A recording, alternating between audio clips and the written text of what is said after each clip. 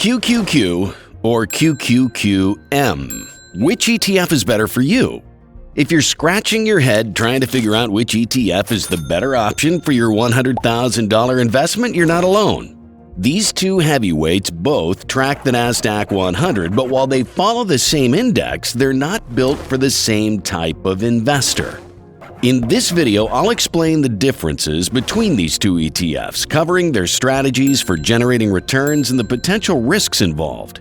Each aspect will be broken down to give you a clear understanding of which ETF might better suit your investment goals. And in the end, I'll show you and John a side-by-side comparison of investing $100,000 in each ETF over the long term. One ETF has the potential to reach an over $13 million valuation, while the other will pay over $60,000 in annual dividends. So let's start with the basics. Both QQQ and QQQM track the Nasdaq 100 index, the top 100 non-financial companies listed on the Nasdaq. Think of tech giants like Apple, Microsoft, and Nvidia leading the charge. Like I said at the beginning, while they follow the same index, these two ETFs are not built for the same type of investor. First up, there's QQQ, the veteran in this space.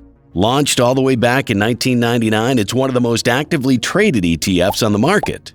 Big-time traders and institutions love it for one simple reason: liquidity.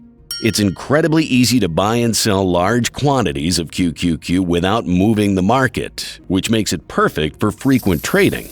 But here's the catch: this liquidity comes with a price.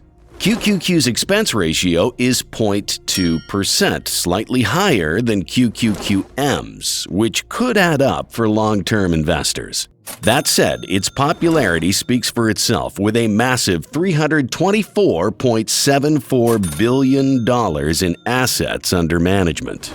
On the other hand, there's QQQM, the mini-me version of QQQ. Launched in 2020, it's tailored for retail investors who are more focused on long-term growth and cost savings. With a lower expense ratio of 0.15%, QQQM lets you keep more of your money working for you over time. It's perfect for the buy-and-hold crowd who value compounding over daily trading. The only downside, QQQM isn't as liquid as QQQ, meaning its bid-ask spreads might be slightly wider. But for most retail investors who aren't trading every day, this isn't a deal-breaker.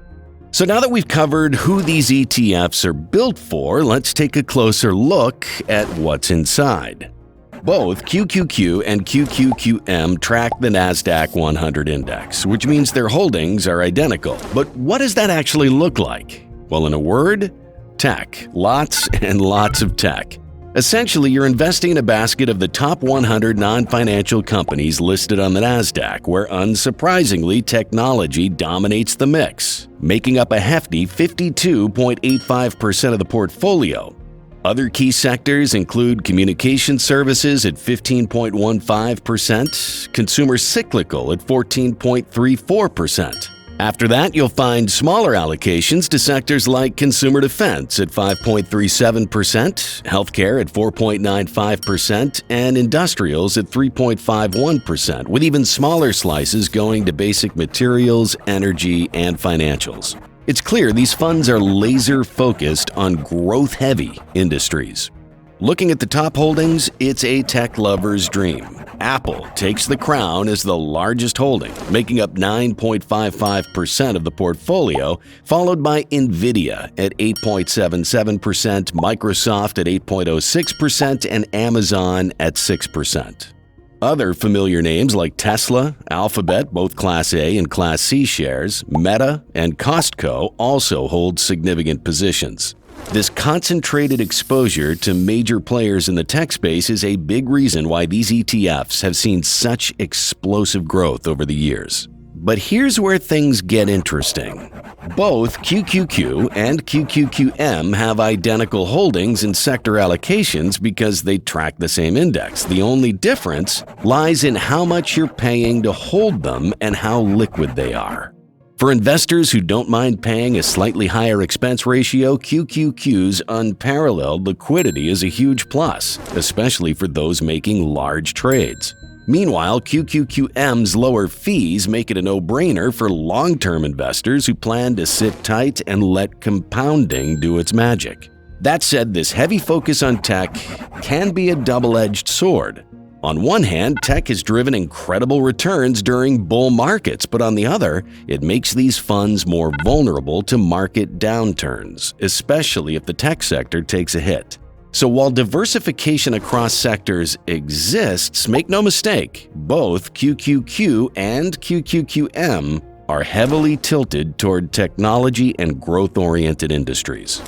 When it comes to performance, both QQQ and QQQM have delivered some jaw-dropping numbers over the years. After all, they're tracking the Nasdaq 100, which has been home to some of the fastest-growing companies in the world. Let's start with the one-year performance. QQQ has gained an impressive 28.51%, while QQQM has delivered a nearly identical 28.46%. Since they track the same index, it's no surprise that their returns are so closely aligned. But things get a bit more interesting when you zoom out. Over the past 5 years, QQQ has returned a solid 141.45%, while QQQM trails at 76.91%. Now, before you start scratching your head, this isn't because QQQM is underperforming, it's simply a matter of history. QQQ, like we said, has been around since 1999, so it has a much longer performance record. QQQM, on the other hand, only launched in 2020, so its shorter track record limits how far back we can go when analyzing its performance. Now let's take an even bigger leap and look at the 10-year numbers.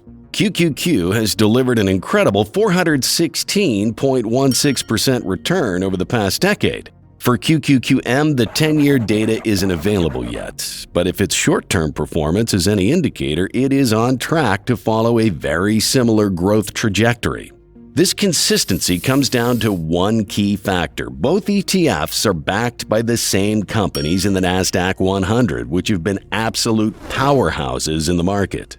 Even though these returns are relatively close, it doesn't mean both will yield the same overall return because there are multiple factors to consider when dividend investing. In the end, I will show you how other factors of these ETFs can significantly impact the final value, resulting in an additional $8 million in value. Now that we've seen the returns, let's dive into how the numbers stack up when we factor in grades like risk, expenses, and dividends. This will give us an even clearer picture of what these ETFs bring to the table, especially when you're looking at long-term investments.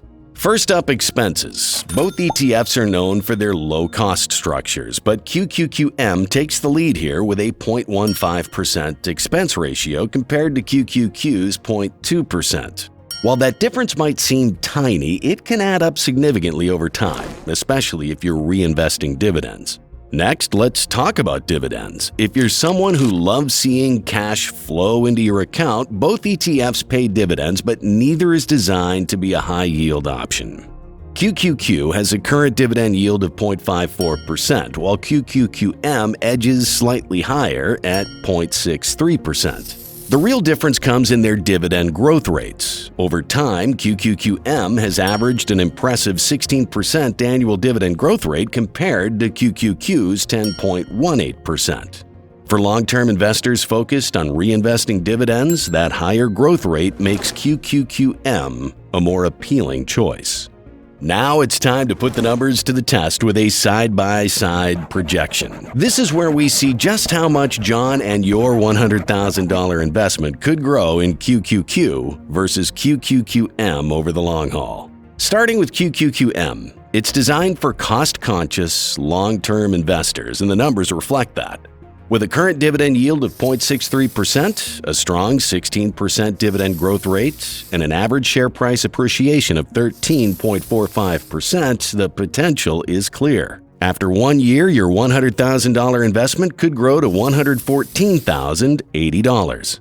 Fast forward 10 years, and it's projected to hit $375,873. Over 20 years, that number jumps to $1,438,078.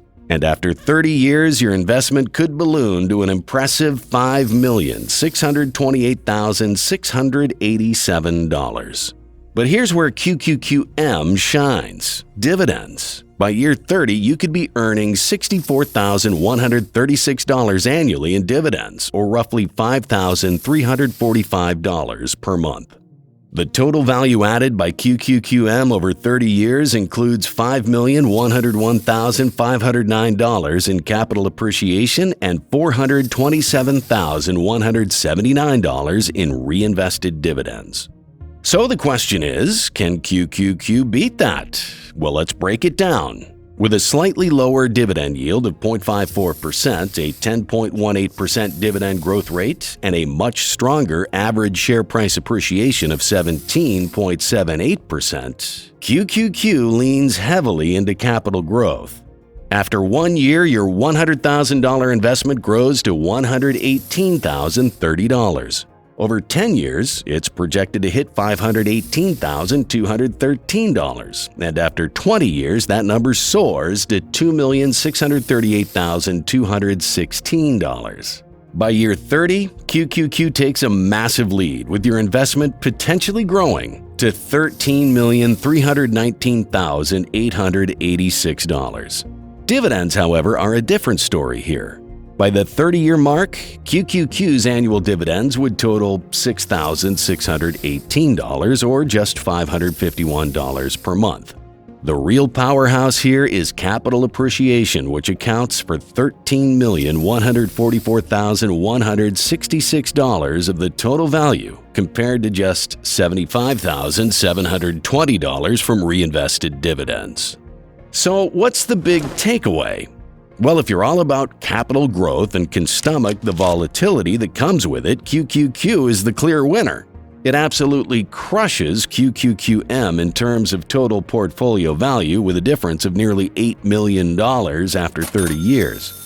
But if you're more focused on dividend income and cost efficiency, QQQM is the better choice, offering significantly higher dividend payouts and better long-term reinvestment potential. So which ETF is right for you? QQQ or QQQM? Both are excellent for Nasdaq 100 exposure. Choose QQQ for growth or QQQM for efficiency and dividends. Want to know the best Schwab ETFs that can deliver more than $22,000 per month? Click the video on the screen to find out.